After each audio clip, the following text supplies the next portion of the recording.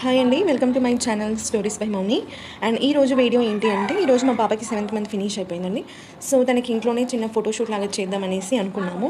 And ఈ మధ్య చాలా కామన్ అయిపోయింది కదా, లైక్ ఎవ్రీ మంత్ ఫినిష్ అవ్వగానే ఒక థీమ్ అనుకోవడం, ఆ థీమ్కి తగ్గట్టు డెకరేట్ చేసి చిన్న చిన్న ఫోటోషూట్ లాగా చేసుకోవడం చాలా కామన్ అయిపోయింది కదా.